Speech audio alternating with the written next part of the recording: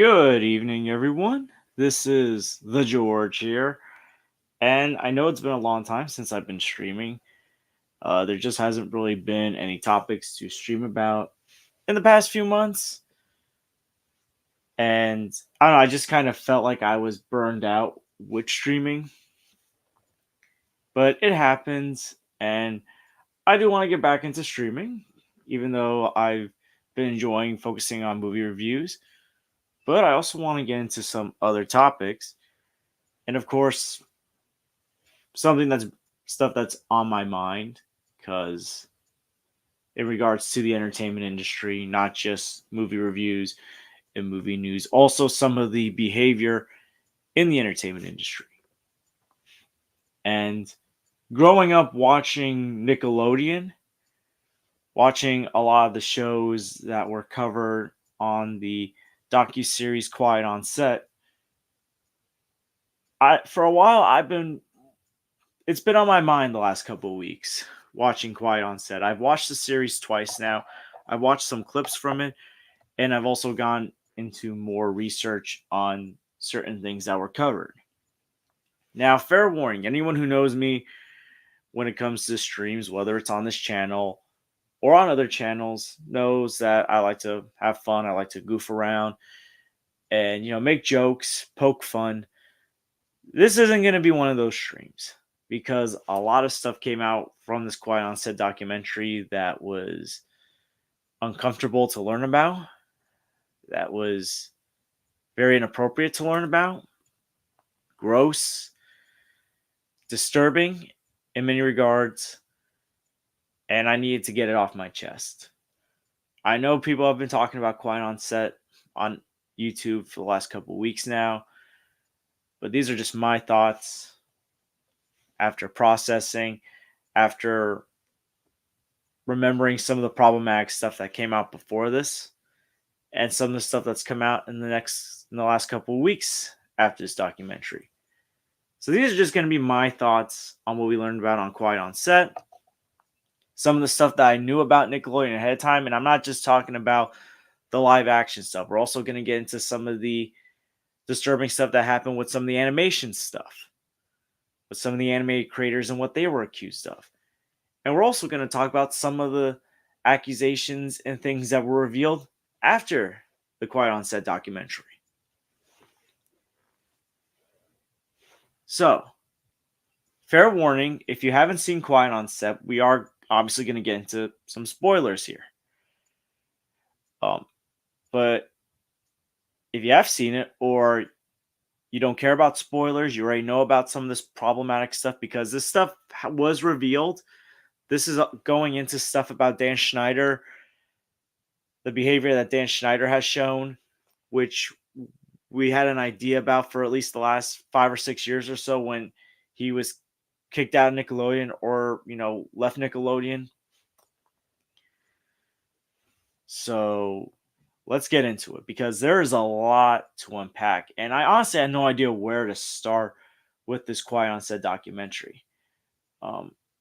Before I get into stuff, I'll just talk about what Nickelodeon meant to me as a kid. So I am a late 90s, early 2000s kid. I grew up on shows from the animated stuff like Rugrats, Wild Thornberrys, classic SpongeBob, Hey Arnold, Ren and Stimpy, to the live action shows such as The Amanda Show, Drake and Josh, Keenan and Kel. Some of all that. I'm not gonna lie.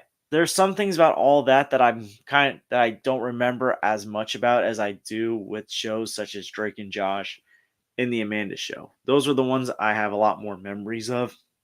In fact, I remember watching the first episode of Drake and Josh when it first premiered. And I remember just falling in love with that show right away because I was a huge fan of Drake and Josh when they were on The Amanda Show. And, after that, there were other Nickelodeon shows that have come out from, other animated stuff such as Fairly Odd Parents, Invader Zim, to other live action shows such as Ned's Day Classified, iCarly, and other stuff. Some stuff I wasn't a huge fan of. I never was into Zoe 101. That was never my thing. I saw a few episodes of it. If there was nothing on TV, I would put it on, but I didn't care about it as much as I cared about Drake and Josh, iCarly, and Ned Stay Classified. Some stuff, like by the time I got to a certain age, I had just outgrown it. Some of Dan Schneider's later work, such as Henry Danger and Game Shakers, just wasn't my thing. At that point, I outgrew Nickelodeon, but I remember it was 2018 when the article came out about Dan Schneider and Nickelodeon parting ways. Now, this was obviously around the time that Me Too was going on. Remember in the fall of 2017, the New York Times article broke about what Harvey Weinstein had done to several women. Now, why does this tie into the Dan Schneider stuff? Well, it was after the Harvey Weinstein thing where people that were in positions of power were being accused or being exposed for their sexual misconduct, their inappropriate behavior. This included Bill O'Reilly from Fox News, Roger Ailes, who was in charge of Fox News, actor Kevin Spacey, Brian Singer. Although I think Brian Singer might have been later in 2018, I can't remember, but I know his allegations were brought up. Even Nickelodeon animator or creator of the Loud House, Chris Savino, in 2017 was accused, had some allegations against him. And then, of course, 2018, that was when Nickelodeon and Dan Schneider parted ways. And I remember 2021, there was an article from New York Times saying Dan Schneider was ready to go back to work on children's television. But also, there was stuff coming out about Nickelodeon and the shows that he ran, just things that were very noticeable about some of them. And I'm going to be honest, I never really picked up on some of the stuff as a kid. But once I had gotten older and had seen Victorious, I think it was, that's when I started noticing that it felt like there were more suggestions of innuendo. That's where things became more noticeable for me. That show came out when I was 13, 14 years old. And even back then, I was like, this feels different, or it's like some things feel like they want to go into a more mature boundary. And if you saw Quiet on Set, you did see some of those clips of Ariana Grande when she was younger, from trying to squeeze the potato and the water bottle on the bed kind of thing. I think those were on the Slap, whatever website Dan Schneider had at the time. I don't even think that was on the actual Victorious show. And then, of course, 2022, Jeanette McCurry's book comes out where she details, you know, her past with Dan Schneider and the bad things that happened with that. And now we got this new documentary, Quiet on Set, that came out that showed a lot. And this isn't just about Dan Schneider and what he done. And now Dan Schneider has not been accused of anything that Harvey Weinstein was accused of. It was more so of a toxic work environment and obviously inappropriate stuff, but nothing to the lengths that Harvey Weinstein was accused of. Because there's actually a lot more darker stuff in Quiet on Set that was revealed beyond Dan Schneider's hidden adult jokes in his shows, how he treated several staff members, whether they were the kid actors or even the adults in the writing room. It also revealed that there were predators on these sets, and how one of them, named Brian Peck, had abused Drake Bell, and how that had impacted Drake Bell. Now, Brian Peck, this guy was apparently a acting voice coach, dialogue coach. I never heard of this guy before this documentary. As I said before, I don't have that many memories of all that.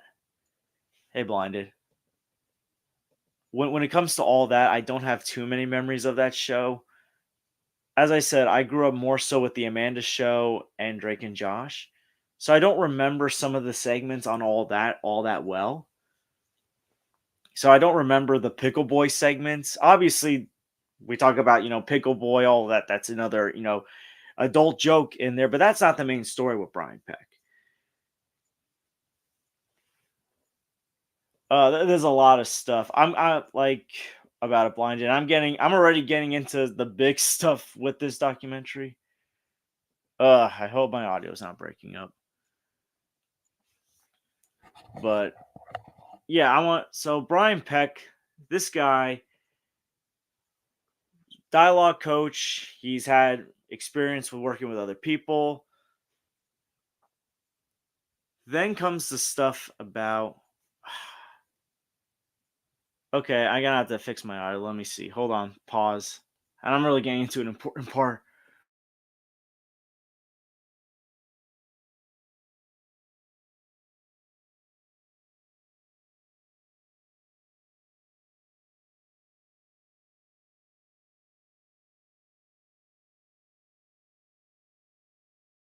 Okay, let's try that again.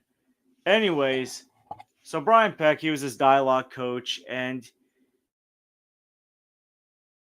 anything bad about him, but there was a party at Brian Peck's house where one of the actors, it was Kyle Sullivan. He's one of the few that I actually do remember from all that. Saw the painting of a clown, and Brian Peck apparently enthusiastically said it was from John Wayne Gacy. And we all know who John Wayne Gacy is. For those of you who don't know, John Wayne Gacy was the guy that used to dress up as a clown and kidnapped, abused, tortured, and killed young boys. And so Kyle Sullivan called all the other kids and all the other parents. And apparently Brian Peck enthusiastically shared his letters because he was pen pals with this guy. So a dialogue coach who has worked with kids in the industry, even before all that, was pen pals with a serial killer. Now, to me, that just sounds sus. It sounds sus. And I don't know. The fact that a 14-year-old did not question is the only one that questioned it. None of the adults, none of like that is just crazy. And family member in the audience. I'm gonna say that I do have a family member in the audience. Hi, Ashley. Yeah, no, Josh Peck and Brian Peck are not related. There's no relation to them whatsoever. Anyways, so then comes the part where apparently they're having a meeting with all the kids, all the parents, and they tell the parents to step out.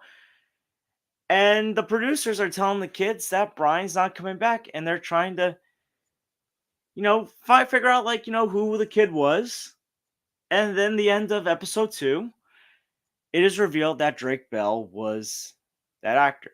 Yeah, Sal, that's true. Parents are way more concerned with making their kids popular. Not all the parents. There were a couple of parents that I'm gonna give some shout outs to before we continue. Brian Christopher Hearn's mom, who would raise hell for how her son was being treated and stereotyped, she was one of the few that cared. Unfortunately, because of how she would bring hell and attention, Brian Christopher Hearn only lasted 2 seasons, and that drove a wedge between him and his mom. And for anyone who doesn't know much more about how Brian Christopher Hearn was treated, on the on-air Dare show of Nickelodeon, they covered this kid up with peanut butter and had dogs licking the peanut butter off of him. And he said, I do not feel comfortable. I don't like this. This is gross. You can hear him saying that as these dogs are licking him. And it's not even brought up the fact that it's adults that are painting this peanut butter on him. And by the way, that show had some intense stares. I mean, you put scorpions by your mouse. Are you kidding me? That should not be allowed. That should not be allowed. And Dan Schneider's excuse in his sad apology video was that there were dares that, that the executives thought were good enough for children, that weren't life threatening. It's still gross. It's still not appropriate. That is just mind boggling. And also, Brian Christopher Hearn, he was also getting stereotyped. Like when he was selling cookies, they made him seem like he was like selling drugs.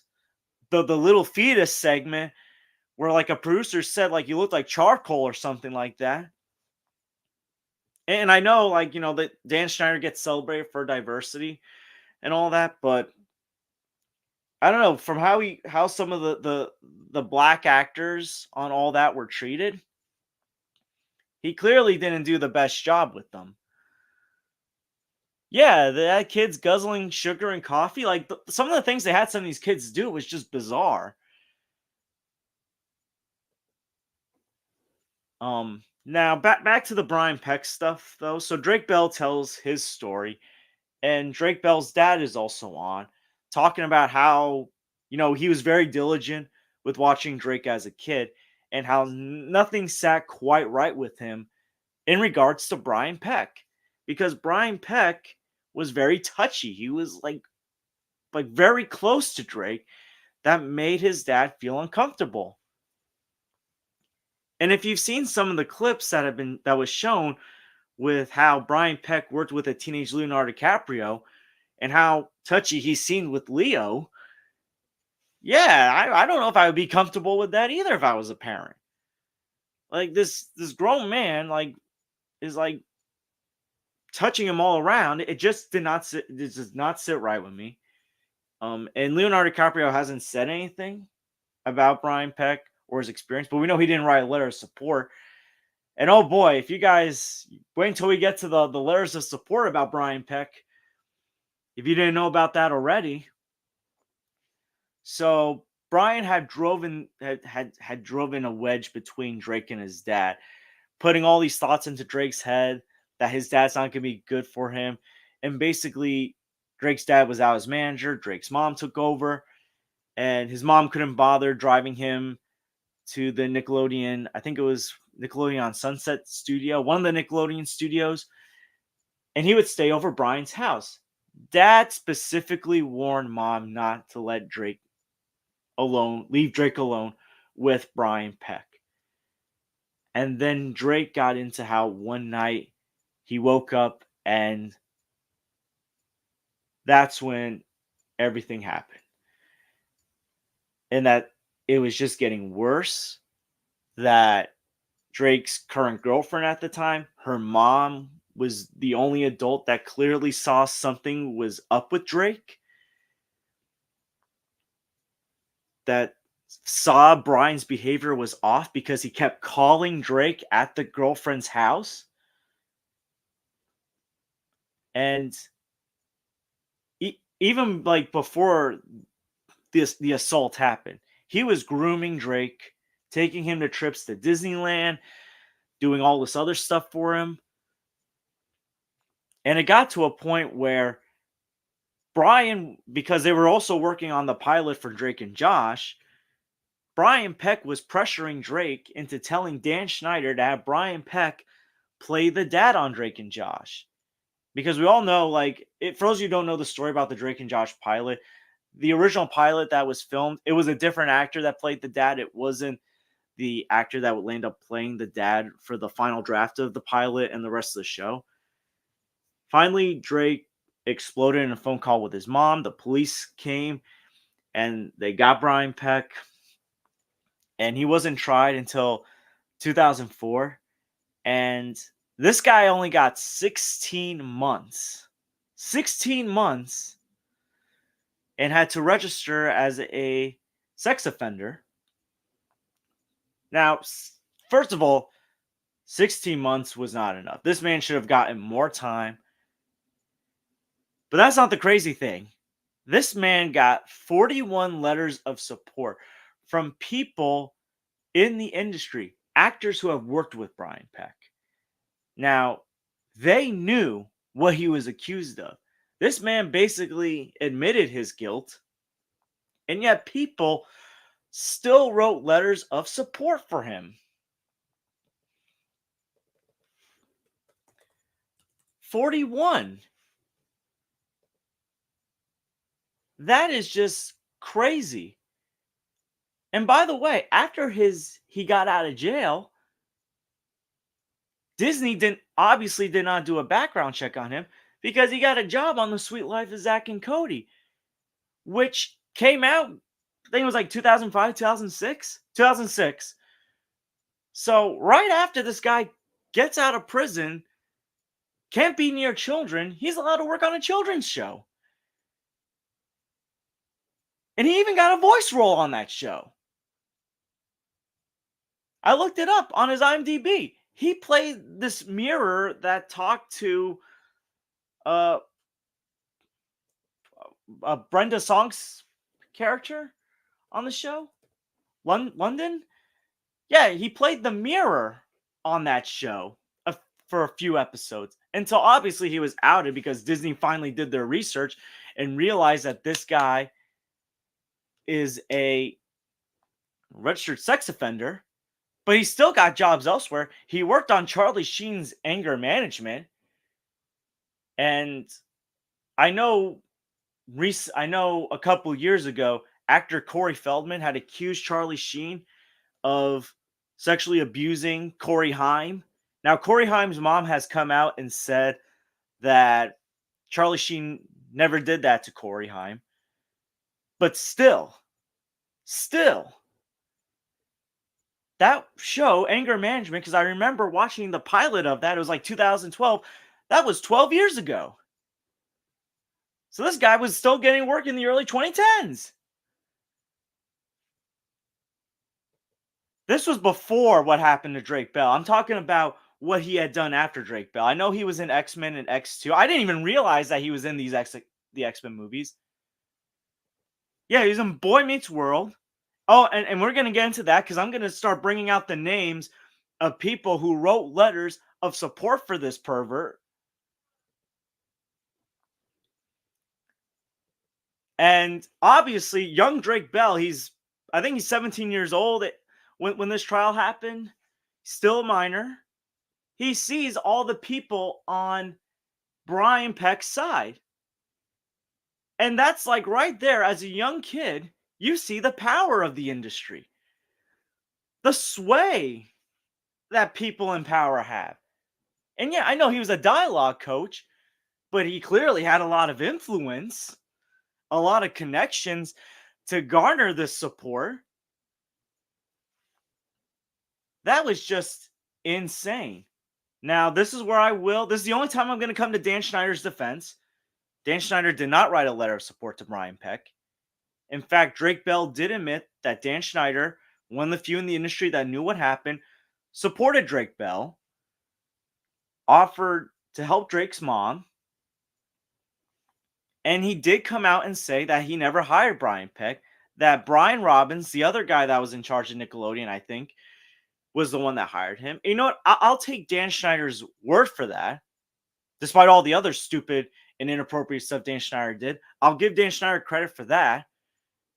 Now, we also know Leonardo DiCaprio did not write a letter of support to Brian Peck. And look, I'm not going to expect Leonardo DiCaprio to come out and say, oh man, that like what Brian Peck did was wrong and all that. Like, listen, if he did something to Leo, that's Leonardo DiCaprio's story.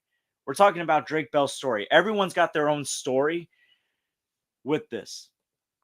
But yeah, let's get into the letters of support for Peck, for Brian Peck. Because some of these names, it's just crazy. And some of these names, we know some of these names. You will recognize some of these names that I'm about to share with you guys.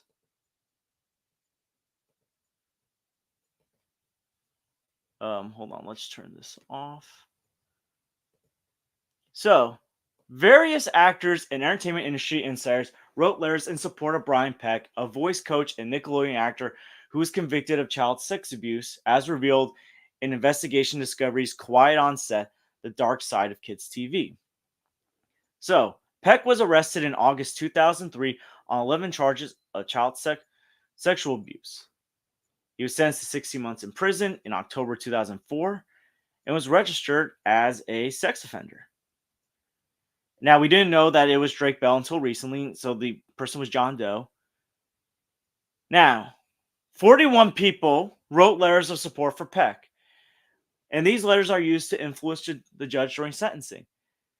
Many of the letters asked for the judge to put Beck on probation and have him serve time in prison. So here's some of the recognizable names: Ron Melendez, Alan Thicke, James Marsden, Ryder Strong, Wilfred Doe, and Taran Killam, who, by the way, co-starred with Drake a couple of times, including the second episode of Drake and Josh. He was the friend Trevor in the Doom Buggy episode.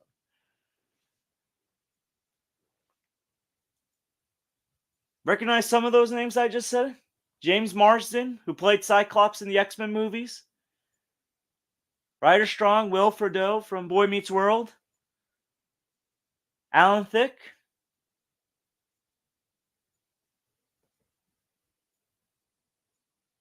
These are recognizable names. Very disappointing. And I know I think on the Boy Meets World podcast, I didn't watch it. Apparently, Wilfred Doe and Ryder Strong are trying to say they had no idea about this.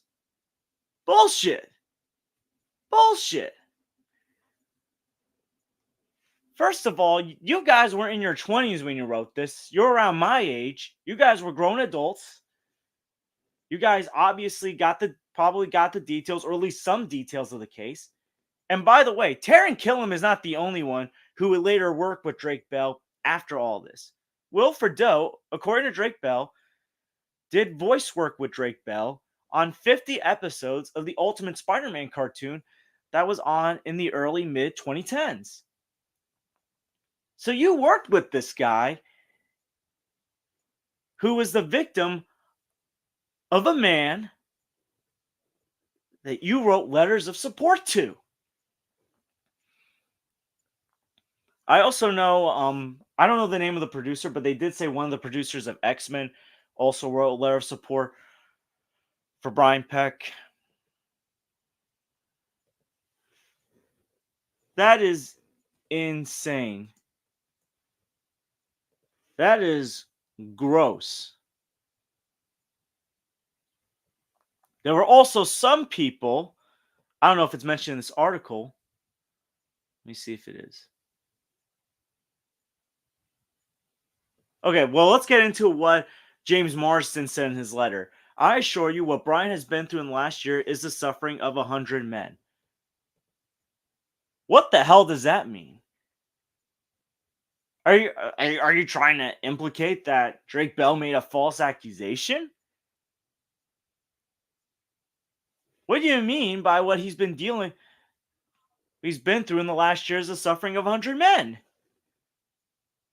Killam wrote on his letter, I've seen the effects this situation has made on Brian. I know for a fact that he regrets any mistakes made. What about the effects that this had on Drake Bell, who was a teenager, who had his trust betrayed? Did you not think about the effects that this had on Drake Bell, on any other kids that Brian Peck might have had abused, could have abused, or harassed, made uncomfortable? Did we not think of that?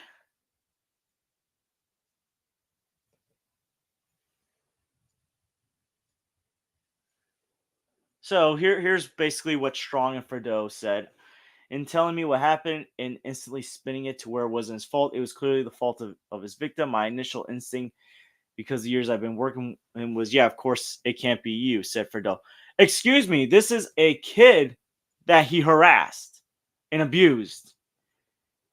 I know Drake Bell's 37 now, but when this incident happened, he was a teenager. He was under the age of 18.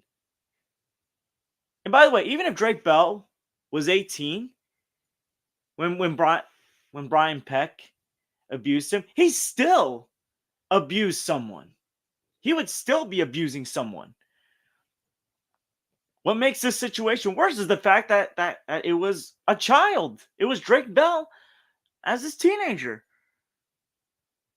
Peck turned us against the victim to now we're on his team. That's the thing where to me, I look back at that as my shame for it will continue. Was actual victim involved, and now I'm the abuser side. That's the thing I can't get over. To be clear, though, he didn't say nothing had happened. Strong added. So by the time we heard about this case and knew anything about it, it was always in the context of I did this thing, I'm guilty, I'm going to take whatever punishment the government determines, but I'm a victim of jailbait. There is this hot guy, I just did this thing, and he's underage. Okay, that is problematic right there. Underage. You don't mess with anyone that's underage. You just don't. That alone should have had them say, we can't defend you on this one. You know, what you did was wrong. When you brought that storyline, as opposed to saying, whoa, grown man is over 40 years old. What the hell are you doing? Yeah, this is a 40-year-old man.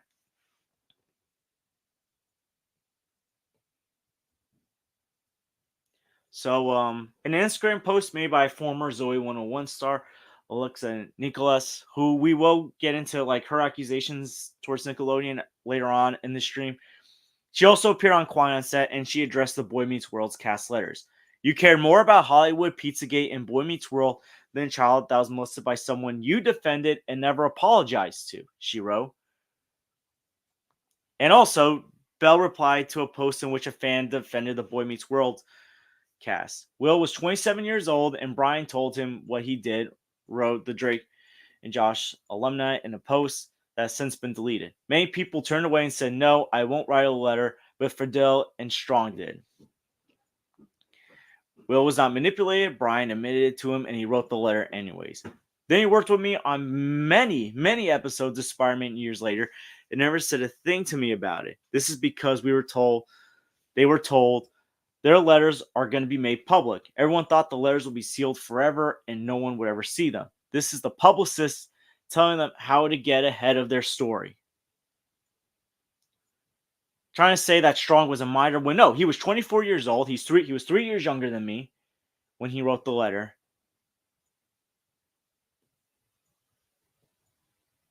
So, yeah, you know what the man did.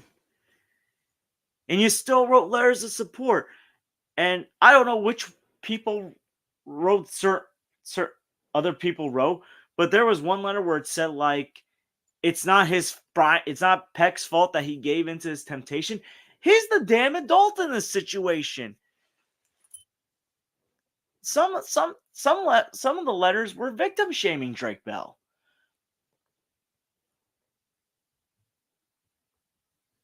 Are you kidding me? It's Drake Bell's fault that Brian Peck couldn't control his temptations? That is a gross excuse. And also, the excuse that one of the producers made to Drake Bell's dad when Drake Bell's dad was feeling uncomfortable with how close Peck was, how much he was touching Drake, that Peck is gay, so Drake's dad must be a homophobe. Bullshit on that. I don't care if he's gay, straight, whatever. Drake was a kid. That doesn't mean Drake's dad was a homophobe. He's a concerned parent. He would have the same concern if the dialogue coach was a woman. That is gross. Shame on them for doing that to Drake's dad. The one parent who did the right thing compared to some of these other parents. Oh, what's up, Anthony Beltry? I just don't get it. Was there no accountability? Yeah, it was a disgusting document. Yeah, it was disgusting. I mean, I don't even want to talk about this fandom because it's not about the fandom, but what do we always hear about in our community? Accountability over entertainment? Where is the accountability for these Nickelodeon adults? Where's the accountability towards a lot of this stuff? And by the way, Brian Peck, he ain't the only predator that was involved in this Nickelodeon stuff. And I'm not even talking about Dan Schneider. Before we get into that, though, there was another cast member that I want to bring up that also wrote a letter that also would later work with Drake Bell. Kimmy Robertson.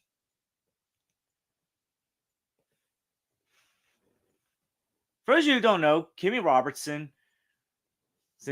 played a role in Drake and Josh. In one of the earlier episodes, Drake and Josh, she was remember the episode of Drake and Josh where Walter's boss, they need a babysitter for Drake's and Josh's dad to have this meeting with Mr. Galloway. That was the boss's name. She played Mrs. Galloway. And by the way, there were pictures someone had, I think it was on Twitter, X, whatever it's called now, showing her having lunch with Brian Peck as recent as 2018. See, here's the thing to understand. You got to do background checks. First of all, I'm going to say this as someone who has experience working with children. We go through background checks before we get our job. Even if you're working part-time, you got to go through a background check. That's the standard that at least I know of. Shouldn't the same standard be held to people who work with children in the industry? Especially if you're not going to let these parents on set, because sometimes the parents weren't allowed on these sets. Makes me wonder, that's probably how they got away with stuff. And there's other stuff that Nickelodeon has also gone away with that we're going to get into.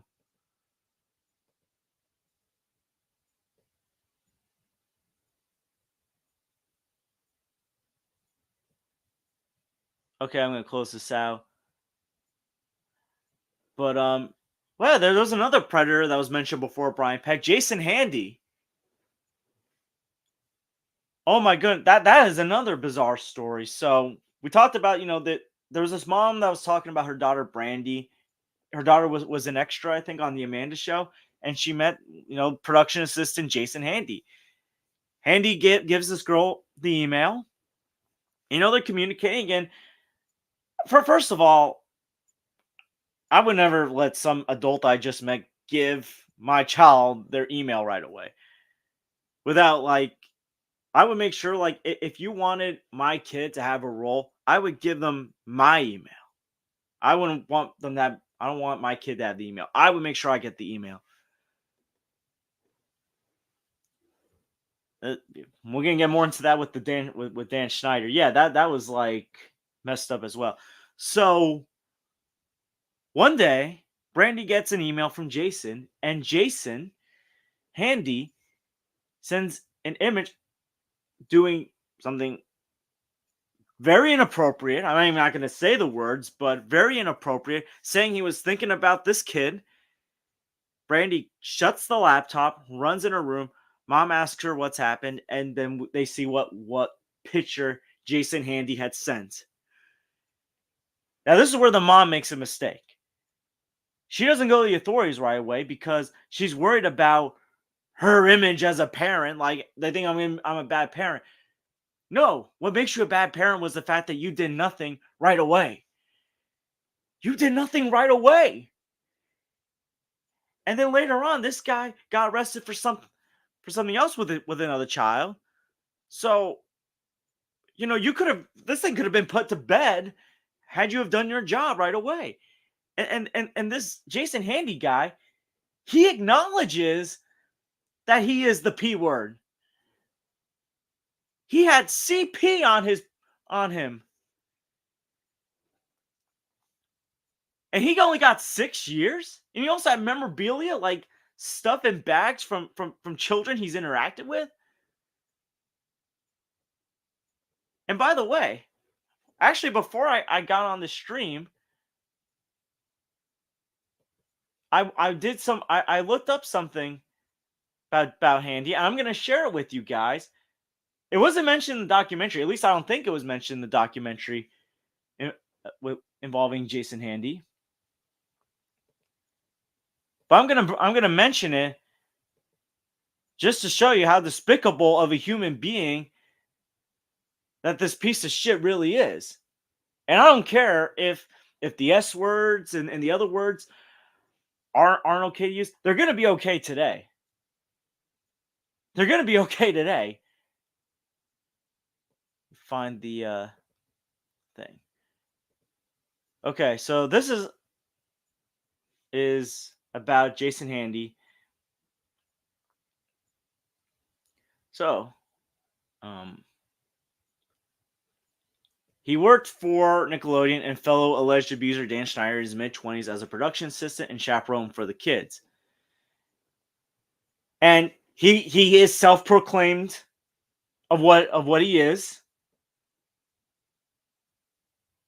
And he's currently in a federal prison. So, after he did his 6 years, oh, by the way, apparently his crimes caught up to him in 2003 when he started interacting with a 14-year-old girl from Michigan, and he did inappropriate things to her and invited her to his hotel room. Inviting someone to a hotel room. That sounds like Harvey Weinstein right there. Remember Harvey Weinstein used to invite actresses and other females into his hotel room, and that's where he did stuff? Holy shit.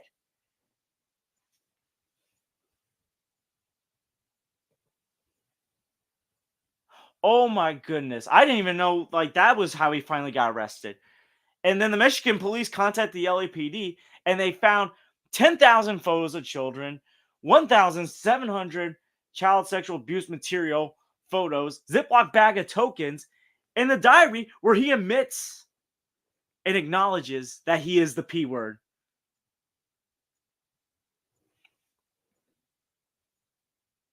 And I don't even want to say this other sentence because I feel sick just even reading this stuff about him. So 2004, he was sentenced to 6 years in prison after 2 felony convictions, and he was released early in 2009 when he then moved to North Carolina, and that's when he registered as a sex offender. However, 2014, Handy was arrested on 3 counts of indecent liberties with a child and 2 counts of sex offender registry violations. So now Handy is still serving his sentence at the Federal Correctional Institution in Petersburg, Virginia, where he's set to be released on August 28, 2038. What? WTF. So this man, after his sentence, after his jail time, he does the same exact shit. And now he's going away for a much longer time, thank God.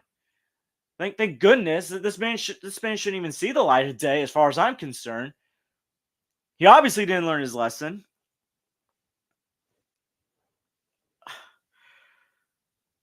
And I looked this up before the stream because I was like, I saw a New York Post article before that, and it said that he went back to jail. I was like, wait, what? And I wanted to look it up, and yeah, he did this again in 2014, 10 years ago. That is gross.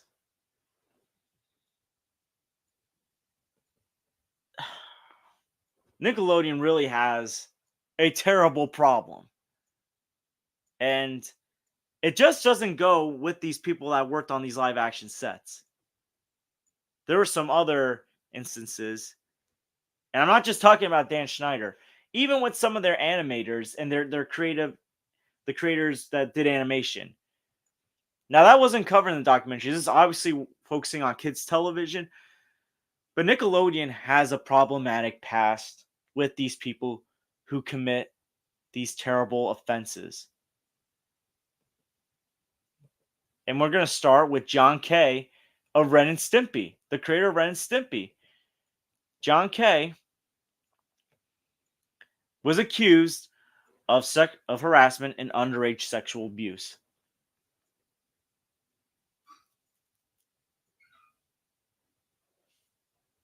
Now, this article was from 2018. Actually, it's going to be 6 years ago tomorrow. And I'm not going to go through the whole thing, but for those of you who weren't aware, John Kay was accused of basically being the P word. And he wasn't the only animated creator. Before Dan Schneider was out of Nickelodeon, Chris Savino, the creator of the Loud House, was accused of sexual harassment.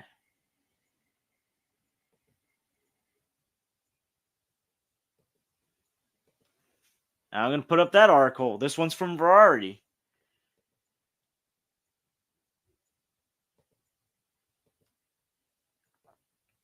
Loud House showrunner Chris Savino fired from Nickelodeon for sexual harassment allegations. This was dated October 19, 2017. So this happened not too long after the Me Too Harvey Weinstein article came out. So Nickelodeon's had a very problematic past. And this stuff, these allegations are recent. Loud House is a recent show. This is a show that was created in the mid 2010s. This wasn't in the 90s or the early 2000s like a lot of this other stuff that was in the documentary came out.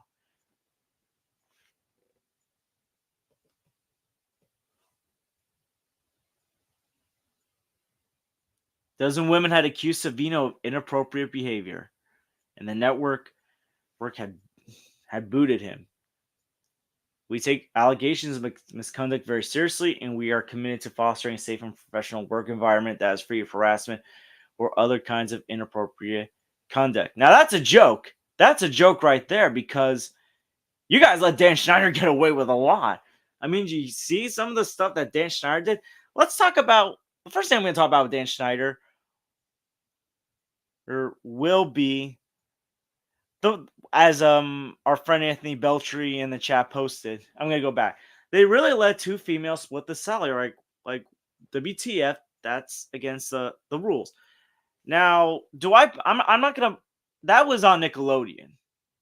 Nickelodeon basically did that. Now, Dan Schneider should have done a better job sticking up for him. What I'm mad at with Dan Schneider with that, how he treated these women. First of all, he asked them as a sexist question, do you know any women that are funny? You know, these women get the opportunity to write, for a female-led comedy skit show, and that happens. You're threatening these women. The massage stuff, like asking one of the women to, about, did you have a phone sex job, whatever it was, to position yourself in a certain way. You don't do this to anyone. That's just wrong. That's inappropriate.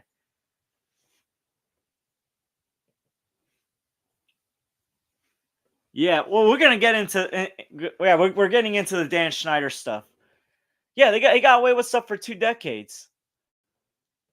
I mean, I already talked about the Ariana Grande stuff, and I'm not gonna get into every single every single inappropriate joke or innuendo, but let's talk about like some of the things that we saw in the Quiet on Set documentary that they got away with. Now the nose boy thing, I don't know. Was Dan Schneider involved in all that when Leon was on Leon Friesen? Sorry if I mispronounced his last name. But obviously the Captain Big Nose thing. Looking at that as an adult, I don't remember watching that as a kid.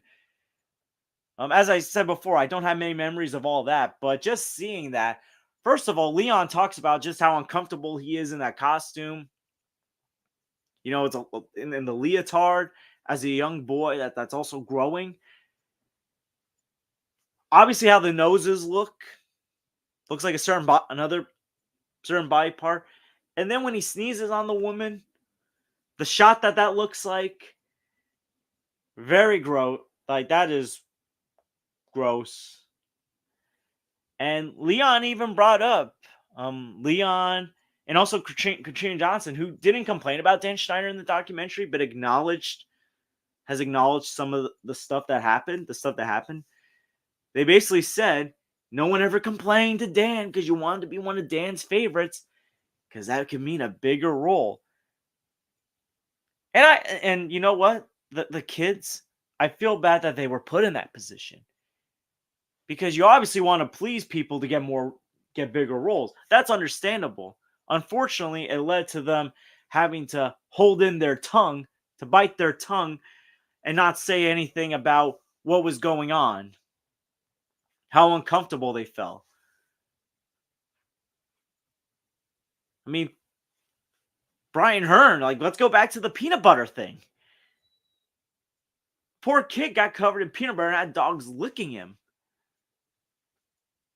He probably never complained though because like he was heavily relying on for money. That's another thing. There was this pressure on these kids to succeed so the family can succeed, so the family can get money. That's unfair to these kids that this pressure is being put on them. That they gotta support the family. They're just children. Some of them working younger than most teenagers start working. Usually the age like to work a regular job as a teenager is usually what, 16? That's when I got my first summer job. That's when many people got their first summer jobs, maybe the age of 15. These kids were younger than 15 and 16. Obviously what was highlighted on this was that Dan Schneider's a favoritist. Some of them have made it very well known that Dan had his favorites. Katrina Johnson was one of his favorites.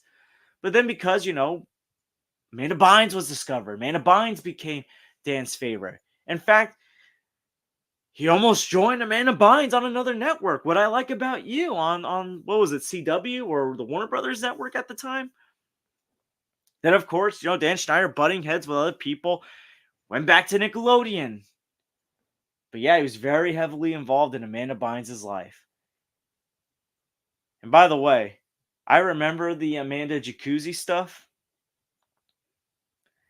I didn't realize as a kid how bad it was, but watching it now as an adult, especially seeing Dan Schneider in that hot tub with Amanda Bynes, that's really wrong. And one of the people said it best. He's basically saying that basically saying in that jacuzzi that he's the reason why they're in that situation. He's flexing his power, and he got away with so much. Now, does Dan Schneider get 100% of the blame? No. The Nickelodeon executives who signed off on this stuff that he wrote, that said this is passable for a kids show, we can do this, let's do it. They enabled him. Dan Schneider is the product of someone being enabled. When you enable someone to do all this stuff, they're just going to keep on doing it more. He probably thought, hey, I got away with this stuff on the Amanda show. Maybe I can get away with doing even more hidden jokes on Victorious later on. Now, has every actor had a bad experience with Dan Schneider? No. But the ones that did, it sounded very horrible. Jeanette McCurdy has shared her bad experience.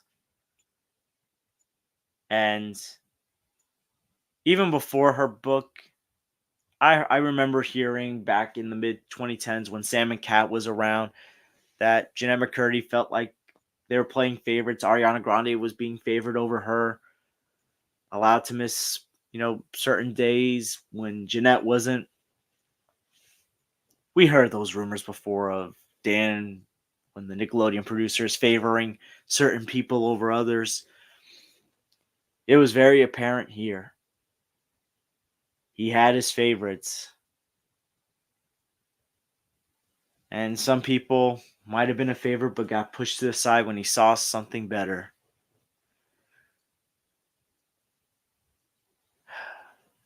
We also saw, obviously, a lot of Amanda Bynes in this.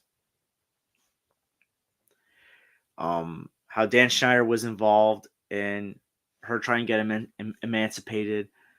How it didn't sit right with Amanda Bynes' family. Now, I'm not accusing Dan Schneider of doing anything inappropriate with Amanda, but how invested that he was into her life, playing that role and driving another wedge, it just doesn't sit right with me. Just like a lot of other stuff. Just like how Dan Schneider treated the female writers in the writers' room didn't sit right with me.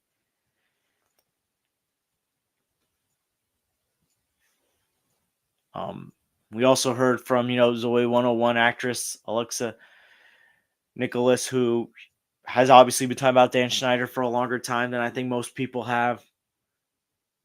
How she felt like as a young actress, as a teenage girl, she was forced to wear these outfits. She talked about another similar shot that looked inappropriate, another goop shot on Jamie Lynn's face, and how the adults and the boys knew what kind of shot that was. How she felt uncomfortable around Dan Schneider. She has her own channel. And I'll post the link for anyone who wants to hear more because she's got a lot of stories that she can share. But yeah, like I said, not everyone obviously had this bad experience with Dan Schneider. That doesn't excuse that still doesn't excuse him for what he did to Jeanette McCurdy, to Alexa Nichols, to the women in the writers' room, and to other young actors, and maybe even adults. If he was capable of mistreating the women in the writers' room the way that he did, what's not to say that he wasn't an asshole to other adults? And I'm not just talking about other adults in other writers' room, other producers, other adult actors.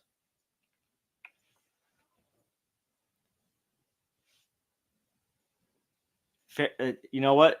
Like, he was enabled. That's basically what I got out of this. This man was being enabled so many times. He got away with so much shit. So much of treating people horribly. Kids, adults. But Nickelodeon let it slide because his shows were popular. His shows were popular.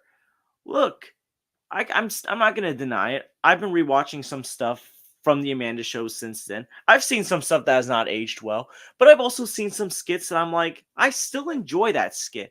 Like the Mr. Gullible skits about the clumsy substitute teacher that you can easily fool. Those skits are still funny in my opinion. The Tony Pajamas skits where Drake and Josh, Drake Bell is Tony Pajamas. That skit's still funny. The Judge Judy skits, those are still funny. Drake and Josh is my favorite live action show on Nickelodeon. That was a show that I would make sure I would watch every episode the night that it aired. I remember enjoying iCarly. In fact, it was iCarly that made me go check out stuff like YouTube. I know iCarly wasn't on YouTube, but checking out internet videos, that show pushed me into the internet. I grew up on some of Dan Schneider's shows. So I recognize how successful and well-liked they were. But that's still no excuse to not tell this man, hey, stop doing that.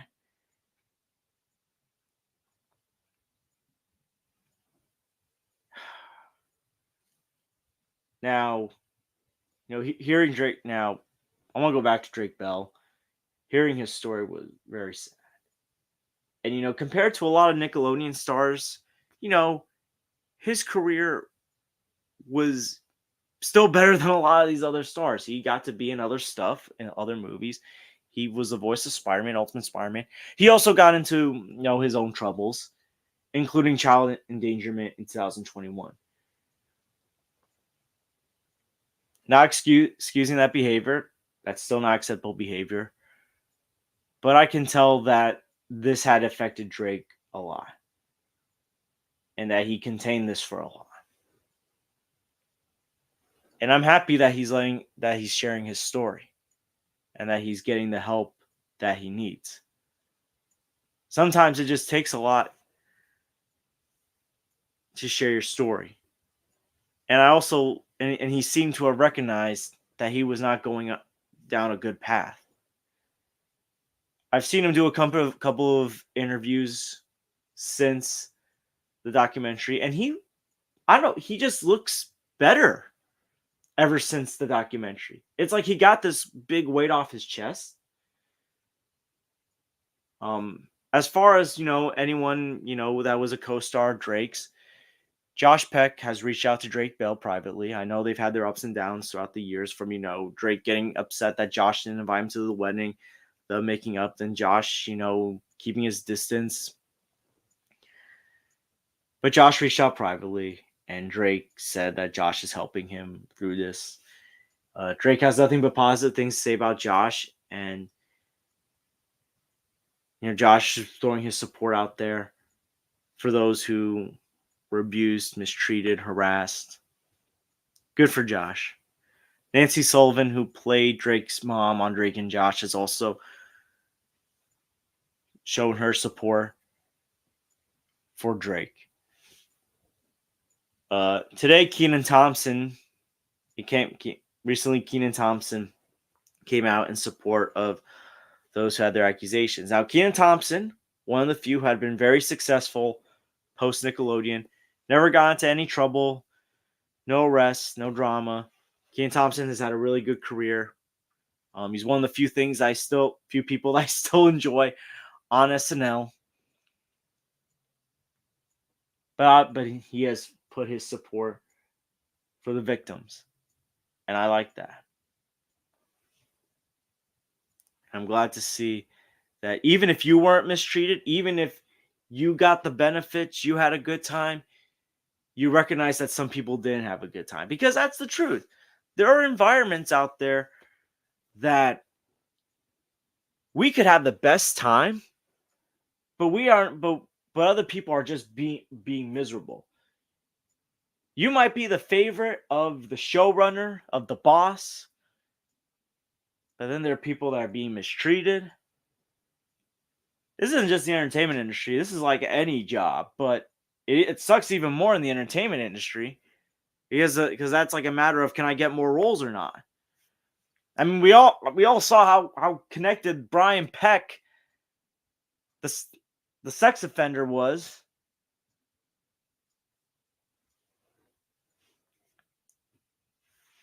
I do want to get into Dan Schneider's inappropriate thing with Fee.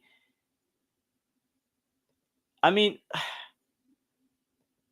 I understand there are people that have their foot fetishes or whatever. What's creepy about this is the fact that these were underage girls, underage women, young girls whose feet he let to have a camera. Didn't he also ask kids to send in pictures of their feet or videos with their feet? That, like, did any parent ever, see that commercial, or when their kid asked about that to their parent, did any parents say no, or like, what is this? It's just bizarre. It really is bizarre. The amount of stuff that Dan Schneider got away with is baffling. And he should never be allowed to work on any set, in my opinion. Not just children's television. He shouldn't be allowed to work on adult television. Because seeing how he treated the women in the writers' room tells me that he does not have the temperament to even work with reasonable adults.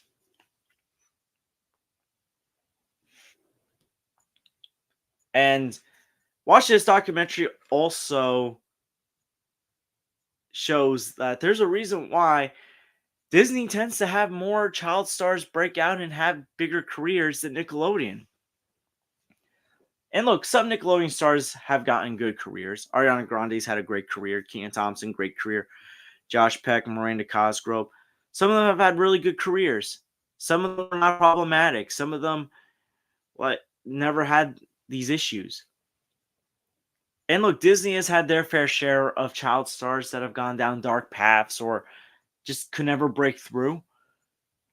But basically, you heard like members of the All That cast saying, like, their experience just ruined it. Kyle Sullivan, he was one of them that said, like, he had trust issues after all that. And I'm sure he wasn't the only one. Well, Brian Christopher Hearn like talked about, like, how like he how basically the All That experience was showed the racism in the industry still. So these experiences really hurt them, and that's why some of them didn't, go further in their careers. I mean, if that's the kind of experience you're gonna have as a child, what kind of experience are you gonna have as an adult? You know, this should have been a fun experience for these kids, but it was just a miserable one. Maybe not for all of them, but for many of them. And guess what? It doesn't stop there with the stuff involving Nickelodeon. After Quiet on Set, a couple of other former Nickelodeon stars have come out with accusations about inappropriate behavior.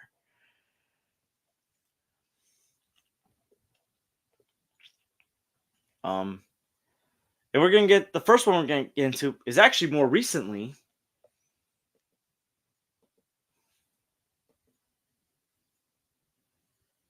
Where is it? Former The Haunted Hathaway star says computers at Nickelodeon had CP on them. Amber Frank said the computers they provided contain child sexual abuse images.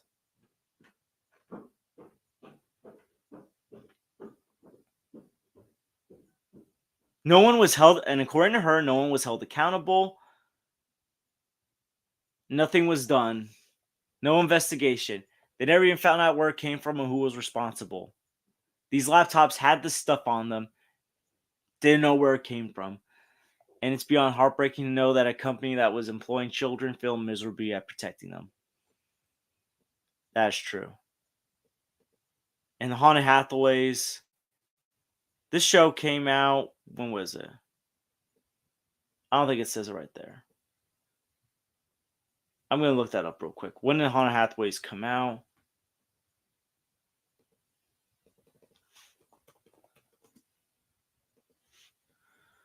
So Haunted Hathaways came out 2013, 11 years ago. Actually, almost 11 years ago. It came out in July. So this was not an instant. This did not happen around the same time that all that other stuff that Quiet on Set covered. This didn't happen in the 90s or early 2000s. This was the early 2010s. And Haunted Hathaways wasn't even a Dan Schneider show. So that's telling me that Nickelodeon still had, and probably still does, a child predator problem. Because who else could have probably had that CP on that laptop? That is just gross. They clearly did not learn from the Jason Handy incident, the other incident that happened where they hired a registered sex offender and then he once again did something. They didn't learn. And then here's another incident where another actress just recently came out about something that happened to her with her Nickelodeon experience.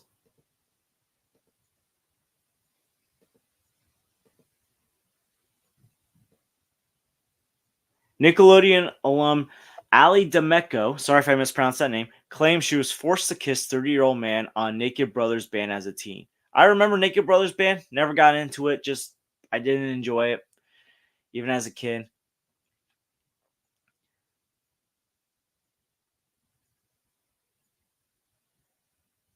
In a video posted to TikTok, the former child actor admitted she felt stressed while watching Quiet on set and revealed she went through trauma like so many other Nickelodeon stars who came forward for the series. There was an episode where Rosalina cheated on Nate and kind of kissed a French guy, she recalled, sharing how she didn't want to kiss the man. He's a 30-year-old man. I'm sorry, I couldn't even watch it. It gives me effing the ick, and honestly gives me PTSD. That's just disturbing. This girl was 15 years old, asking him to kiss a 30-year-old man. It's half her age. That's just gross.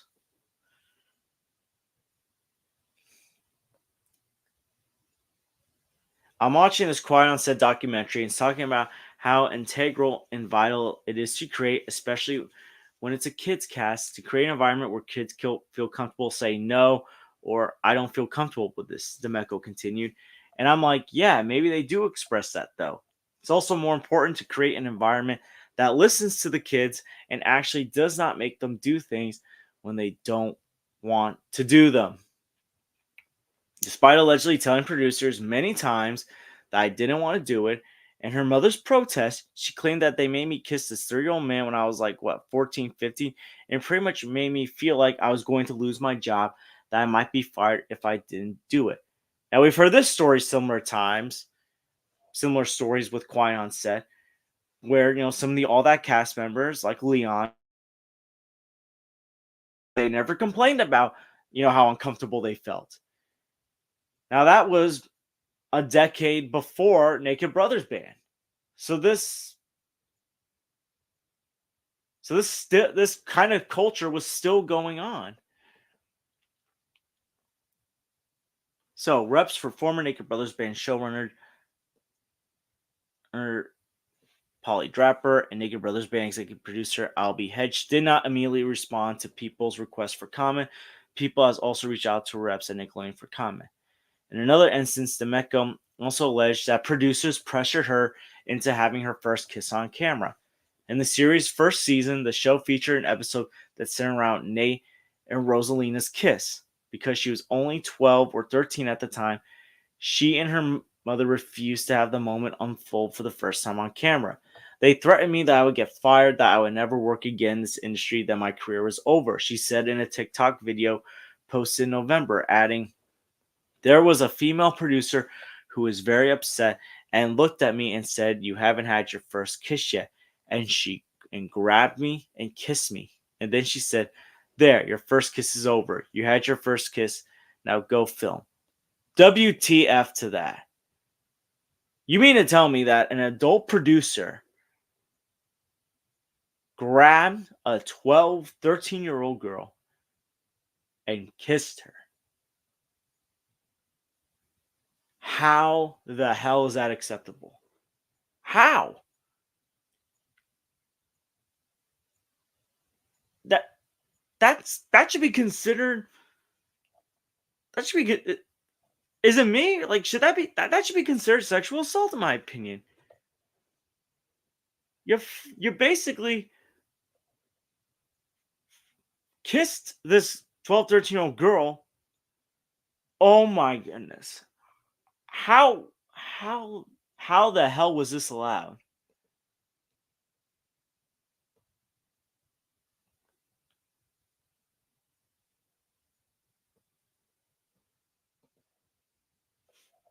Am I the only one that sees how wrong that was?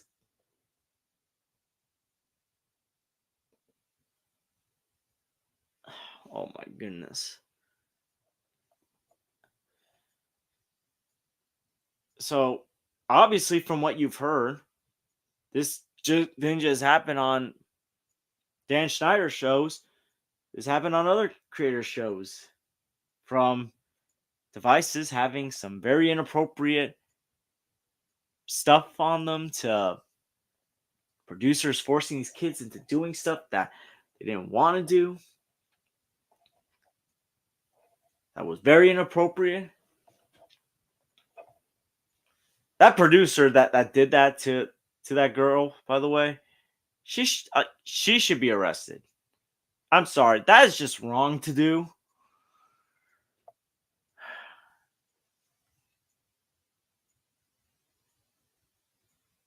I can't believe what they got away with. What people at Nickelodeon have gotten away with.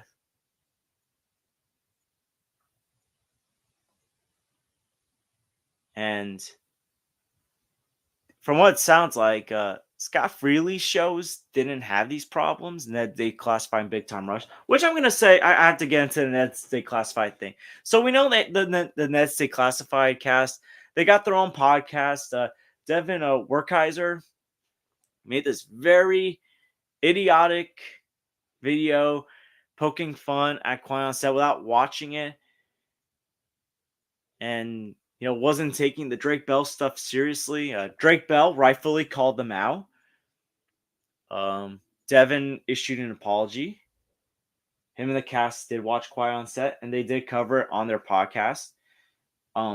Whether or not you believe they were sincere in their apology or not, I think Daniel Lee Curtis was, because he was very emotional on the episode, especially when they were talking about like Drake Bell's dad. I can't say about Devin Werkheiser or Lindsay Shaw. But Devin did share something interesting, whether you saw the episode or not, whether you buy their apology or not. Brian Peck apparently worked on the pilot for Ned Stay Classified. So this guy wasn't just working on, Amanda's show and stuff. This guy was like all over. So it makes me wonder if this guy never got caught, what other shows would this guy had been allowed to work on Nickelodeon? Because those weren't Dan Schneider shows. And according to Devin and the Ned Stay Classified cast, Scott Freely had a different kind of environment. He also worked on Big Time Rush, which I haven't heard anything problematic with Big Time Rush either. But I mean, the Big Time Rush gang, they're doing their thing. But yeah, very crazy, this whole thing was a lot for me to process because I grew up on these shows. And, I used to, as a kid, think, wow, that looks fun. The on-air dares or, doing the Amanda Show sketches. I used to think those were cool and fun. Now, as an adult, just seeing them. And, the Penelope Tank thing, I don't know if I can ever watch a Penelope Tank segment from the Amanda Show after learning what that really meant in reference to a body part. And by the way, remember, Penelope Tate was played by Amanda Bynes, a young girl.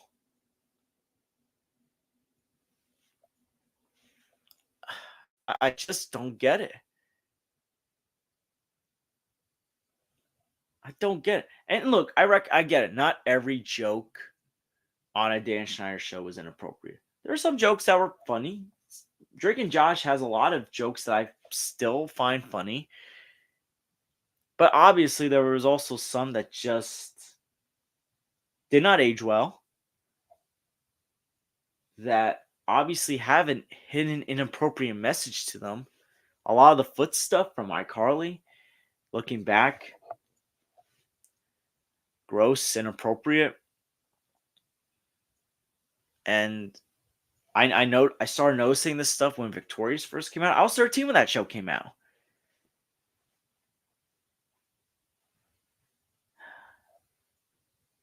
And look, how child stars are treated, the mistreatment of them, it didn't start with Nickelodeon.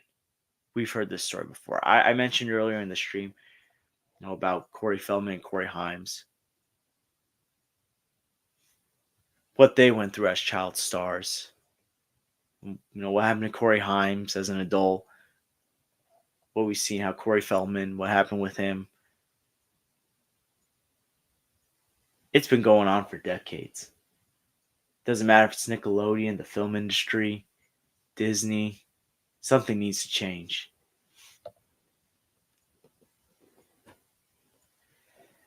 Victorious definitely. Listen, if you heard some of those phrases, like those Oh, good lord. What's it called? Like at the end of Victorious, after the credits, the taglines, I think it was. A lot of the taglines that they use, there's one about being blackballed, one about, killing someone, some that just sounded inappropriate out of context. I would say Victorious definitely was the one where I think Dan Schneider felt like he can get away with pulling a lot of jokes over people's heads. Because as I said earlier in the stream and just recently, that was the show that I first started noticing some of this stuff. I was in middle school when this show first premiered. And even back then, I was like, something feels off. Maybe some people noticed it with iCarly or the Amanda Show earlier on. Some people didn't notice it until later on.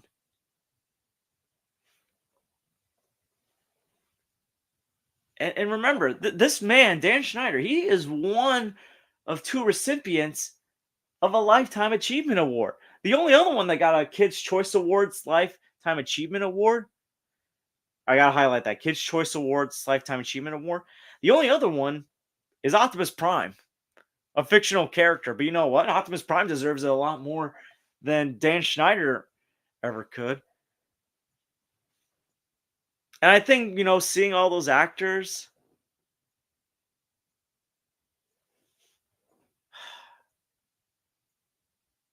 like, celebrating Dan Schneider,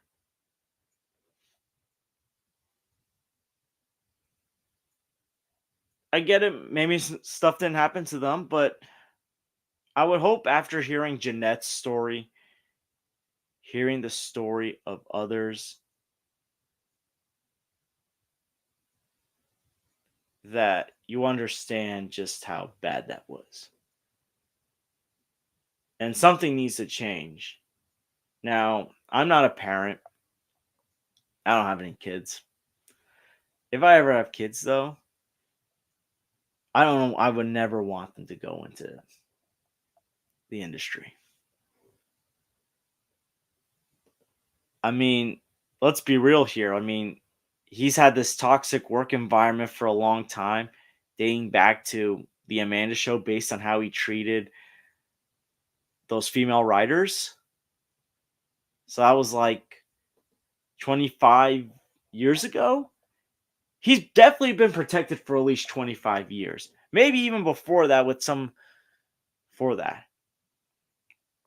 But again, they let it slide because his shows were popular. I mean, think about it with Harvey Weinstein. Even if people in the industry didn't know what Harvey Weinstein was doing to was a sexual predator, everyone knew Harvey Weinstein was a bully and an asshole.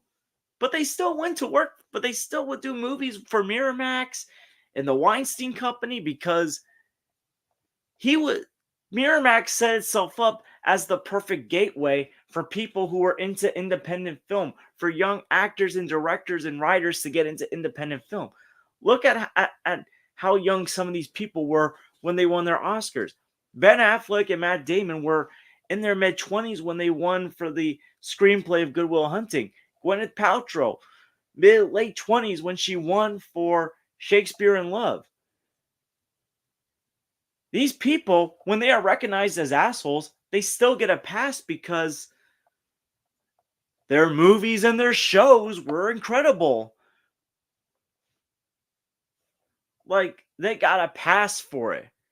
As long as they were making money, getting awards, they were protected. And this isn't just the Dan Schneider, Harvey Weinstein problem. This is a problem with a bunch of people.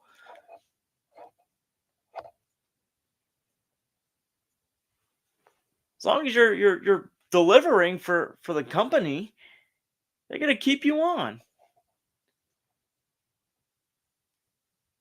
And by the way, the Kids' Choice Awards usually happens around this time of year. Nope, it's got delayed into the summer. I wonder if it's because of this. Because people have been protesting.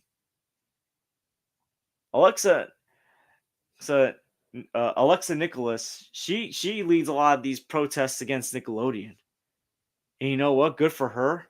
And I support her and anyone else because this is just bad. And by the way, these actors don't even get residual checks. Drake Bell doesn't get a residual check for Drake and Josh. He's got to pay for his own therapy. The least these companies can do, after not treating these actors well, having had some of these predators, least you can do is give a residual check.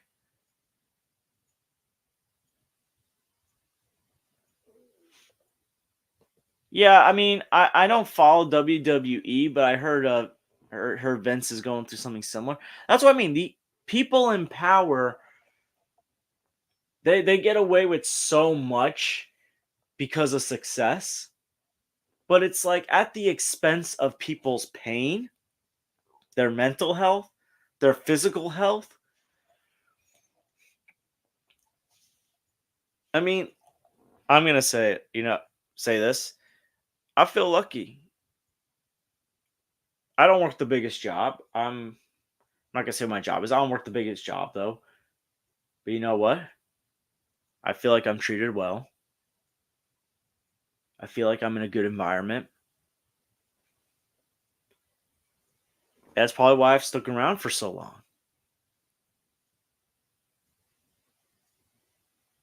Doesn't pay me as much money as I would have loved, as I would love to get paid. But you know what? Even if you pay me 1,000, pay me all the money in the world, if it's a toxic work environment, I ain't going there. Why deal with being screamed and yelled at and the way some of these people have been?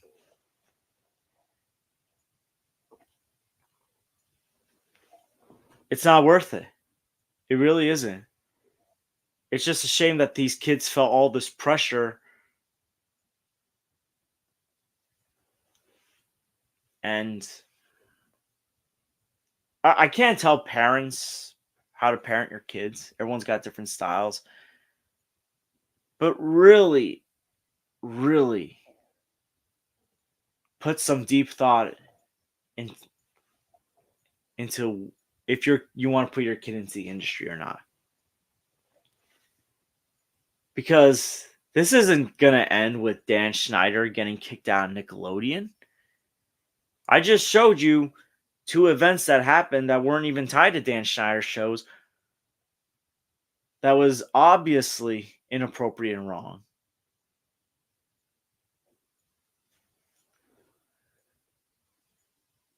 It doesn't stop with just, ousting one person. You really think that all these people getting taken down, the Kevin Spaceys of the world, the Bryan Singers of the world, that's going to stop, other actors and directors from getting away with sexual misconduct? No. We've seen others getting accused after they got accused. Doesn't stop.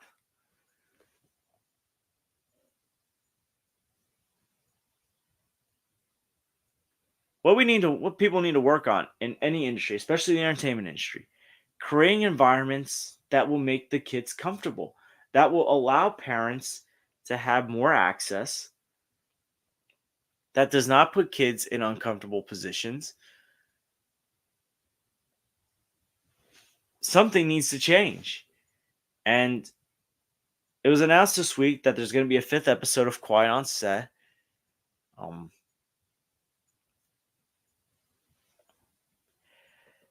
I don't think he was. I'm not saying he's fully to blame because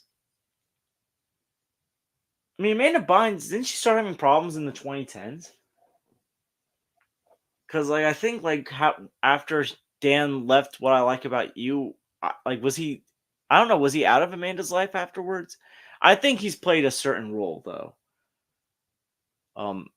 Because he obviously tried playing that adult role where, he wasn't the family member that was trying to look out for her. I think he played a role in the poor relationship between Amanda and her parents.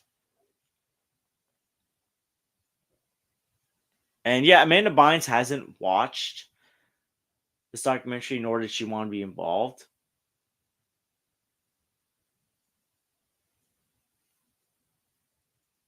Trying to see if there's anything else that came out with this. See if anything other accusations were made. There are some people who have come to Dan Schneider's defense. We're gonna highlight those.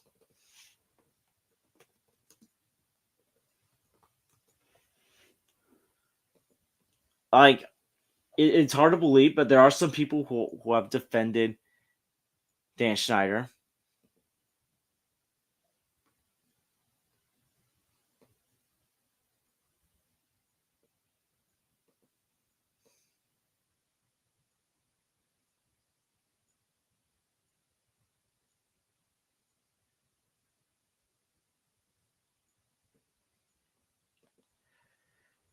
Okay, find it.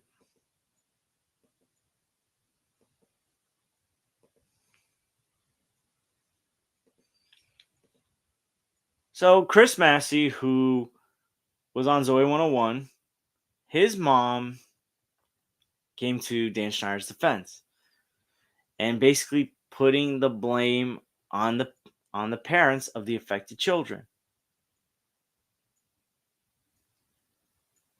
She supported Schneider in shift and is saying responsibility lies with the parents for allowing their children to be subject to such treatment.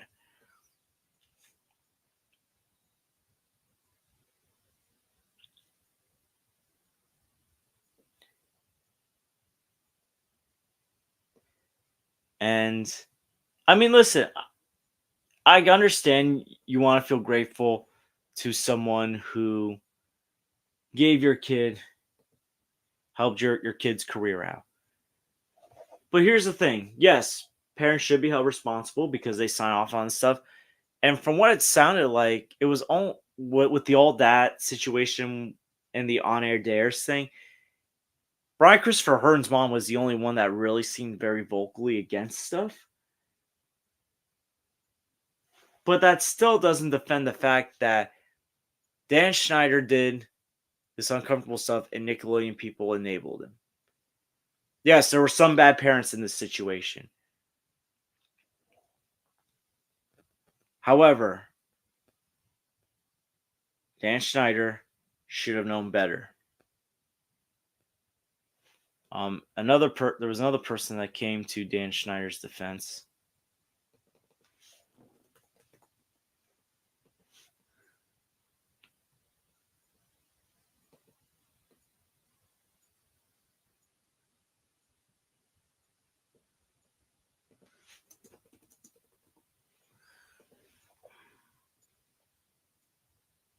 It was Madison Shipman from the Game Changers show. She came to Dan Schneider's defense.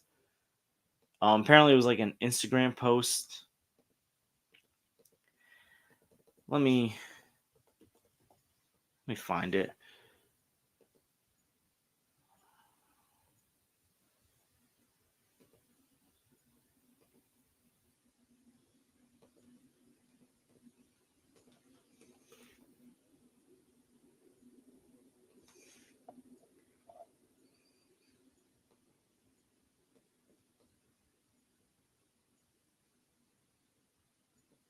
I'm not gonna read this whole post.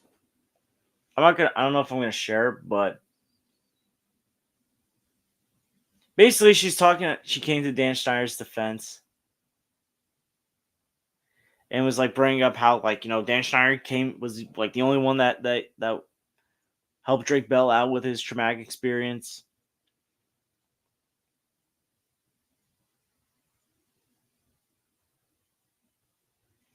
And like came to his defense. Said she had a good experience with him on Game Shakers. That still doesn't excuse him from the other stuff, though. it still doesn't excuse him from how he treated people before your time. Listen. Game Shakers was the last or second to last show Dan Schneider did before he was out of Nickelodeon. And it was considered his worst show.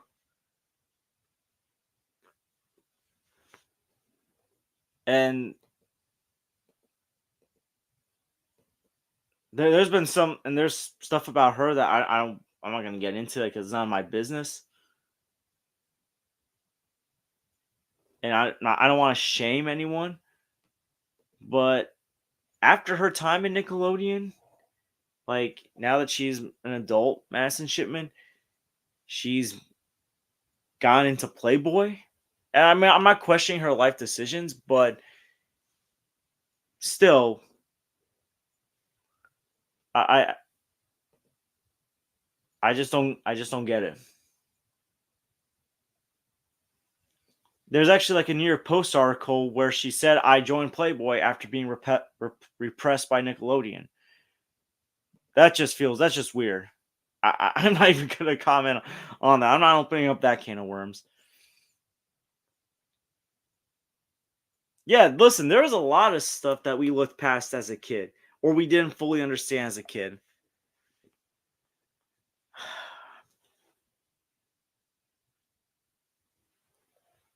I think that's like everything about Nickelodeon right now. But it's a messed up situation, and look, Nickelodeon's not in a good place in general because they don't really have anything big happening. And here's the unfortunate reality: their live action stuff has gone downhill since Dan Schneider left. And you know what? Like, I don't even feel bad for them. You enabled the man, put these kids through hell.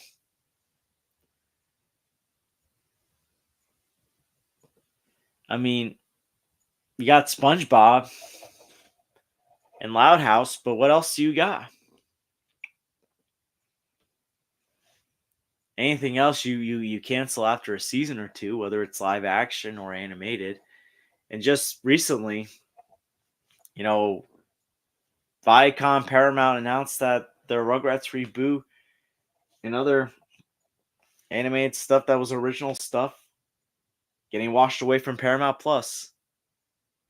So a reboot of one of your most popular cartoons gone, wiped away like half of humanity in Avengers Infinity War.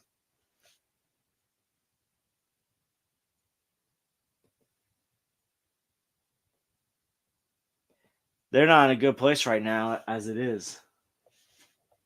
And I don't even know if there's a way to come back from this. Yeah, they're going broke.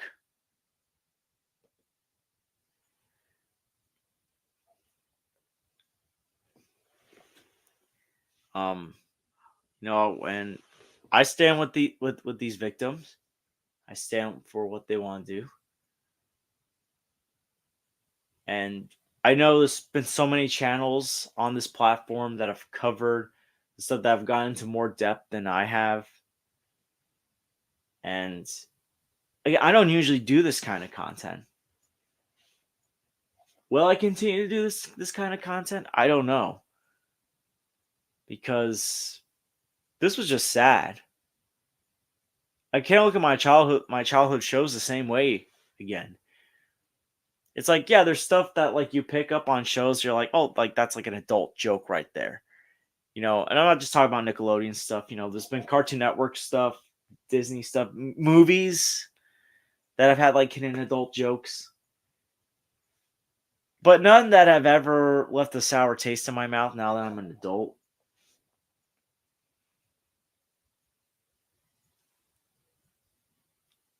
And it really makes me wonder if I always said if I ever have kids, I would like for them to watch, or enjoy the stuff from my childhood. I enjoyed the stuff from my parents' childhood, like Scooby Doo, Looney Tunes, Flintstones.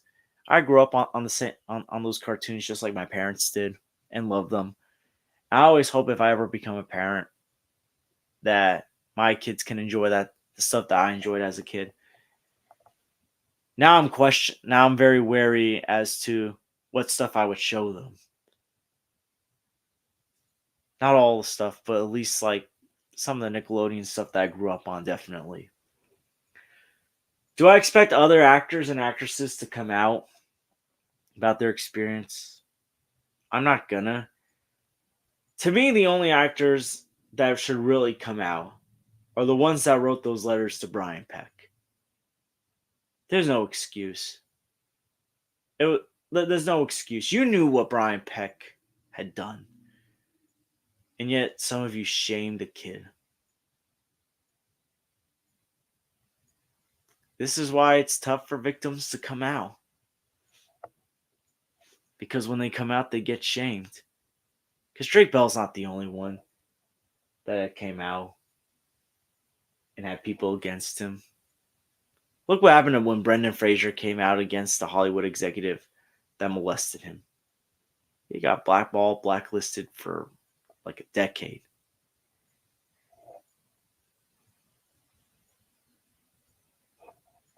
People shouldn't be scared to come out.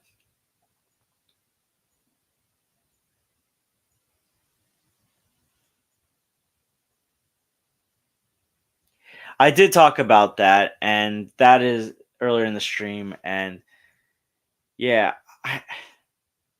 that was disturbing enough. And that was like right before the stuff about him, like what he did to Drake Bell.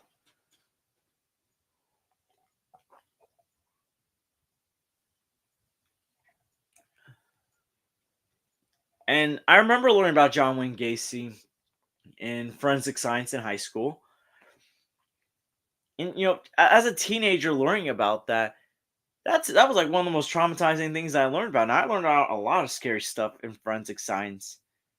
But that was like the one that almost gave me nightmares. I'm not a big enough fan of clowns as it is, but that John Wayne Gacy stuff really shook me up. The thing that's still startling is the fact that the only one who had that felt like there was something off about that was a 14-year-old Kyle Sullivan.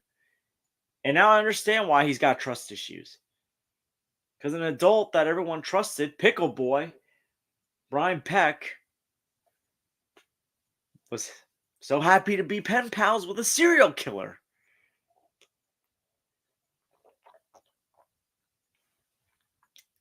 And speaking, back to Peck for a little bit. As far as we know, he hasn't gotten any work since 2019. But still, the fact that he had work after what he did to Drake Bell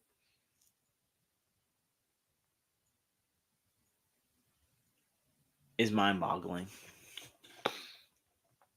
It's really mind-boggling.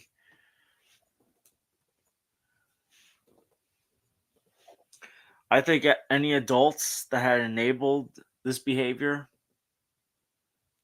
from any of these people that are mentioned in the documentary that enabled Dan Schneider, Brian Peck, and others, especially those that we later found out, the producers of the Naked Brothers band, they should be ashamed of themselves. They really should. And I hope they never get to work with children again. They shouldn't even be near children as far as I know. I enjoyed some Disney Channel shows. But yeah, I always grew up on Cartoon Network and Nickelodeon.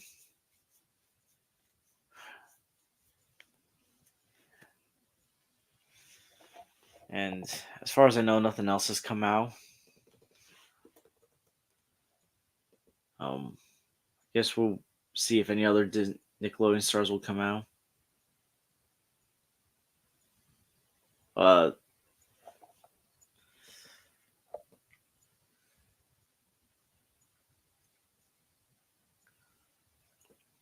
don't know. Does anyone think Nickelodeon's days are numbered.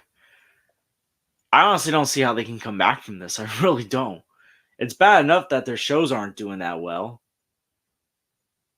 This is just really bad. Like I said in the middle of the stream, there was some bad stuff with some of their animated creators like John Kay and Chris Savino.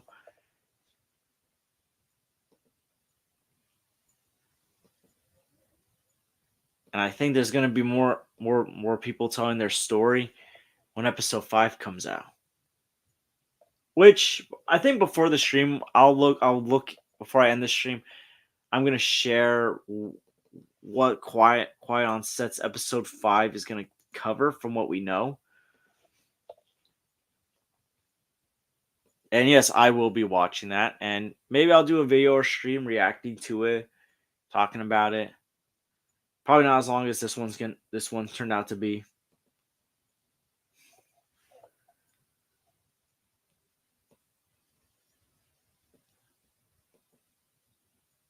Hold on, I'm having some a bit of technical problems. Oh, this is the one I want.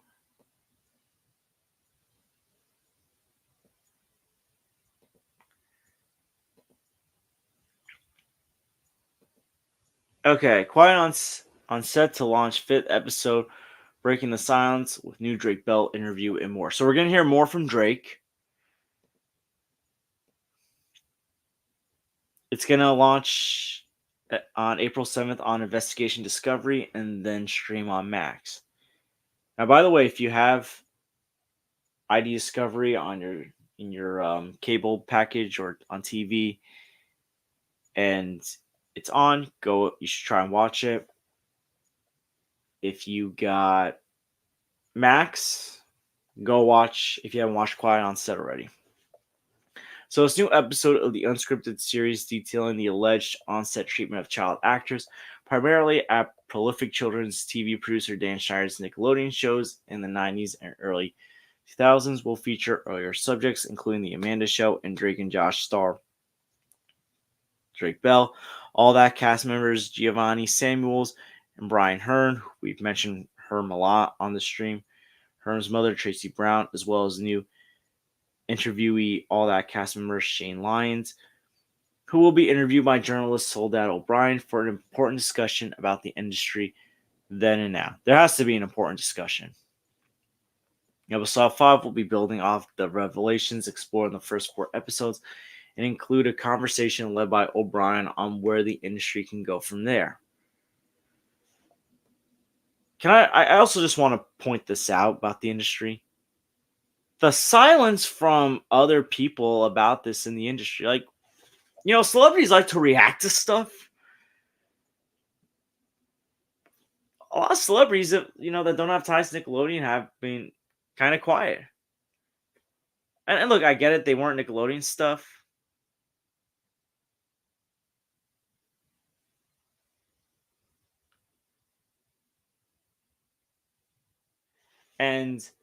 But just like talk about the fact that the industry should be a safe space. See, this is why people don't like Hollywood. This is why the conspiracy theories about Hollywood are rampant, because Hollywood's silence on how child stars are treated speaks louder than any words.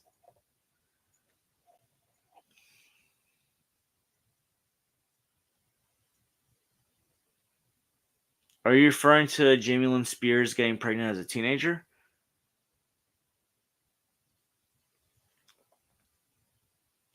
I know they brought up the goo that landed on her face that people thought was in reference to a certain shot that is gross and inappropriate.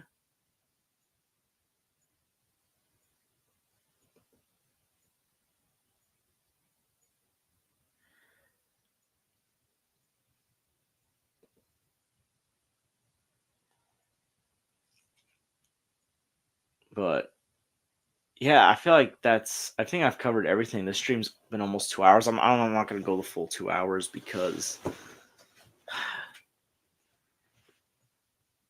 as far as I know, they didn't really what they really went into with Zoe 101 is basically what Alexis, Nick, Nicholas had shared.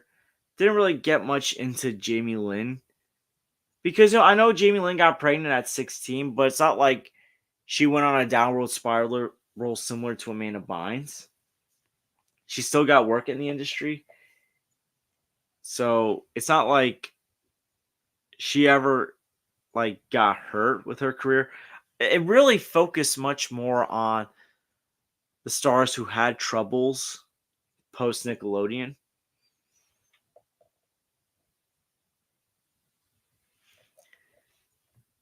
I am very curious though.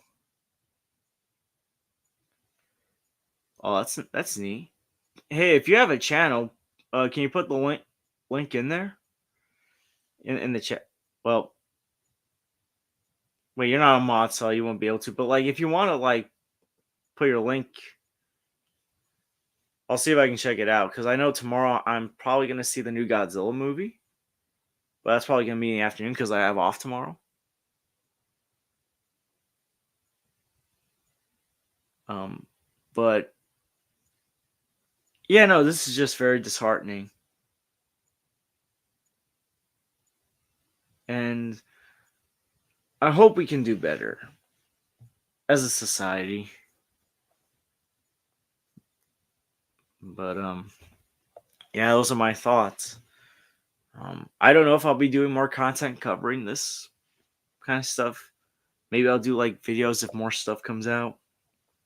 I know this isn't like one of my usual fun streams, especially because I haven't done a stream in a while. There's just so much I needed to let out about this, you know.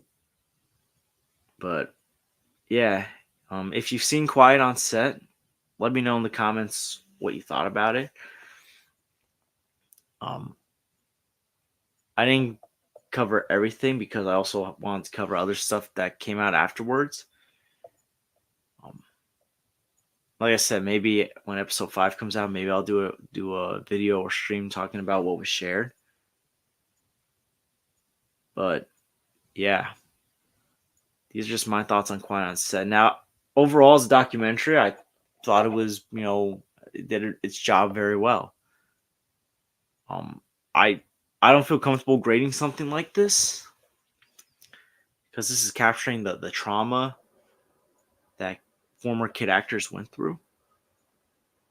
But it's definitely a documentary series that I recommend you check out. Even if you didn't grow up on Nickelodeon or any of these shows, just watch it just to see just how bad things can get and do get and are probably still bad. So yeah, I recommend you check out Quiet on Set. I think you'll learn a lot. So yeah, for those of you who were watching this stream, thank you very much. Hopefully next time I do a stream, we can talk about something more fun. But it doesn't hurt to have a serious discussion about these kind of things. And okay, I think that's it. So as I said, I am gonna be checking out the new Godzilla movie this weekend. I got a 4-day weekend. Probably do a review on that. Get back into reviewing. Hopefully, we got much more fun doing that. As far as the next stream goes, I don't really know. Maybe I'll do a stream on my playoff predictions for the NBA once we get the official seeding. Not quite sure yet. I do want to do more basketball content on this channel. The thing is, it's kind of hard for me to do movie news because it's not that I dislike movie news. It's just there hasn't been anything that to me is worth doing a stream. But for those of you who are watching, thank you for tuning in. Please like and subscribe already if you haven't. And if you want to see more of this kind of content where we, dissect the entertainment industry and stuff like this, react to more documentaries and other things that expose this kind of stuff, please let me know. And I hope to see you guys real soon. Enjoy the rest of your evening, and take care, everyone.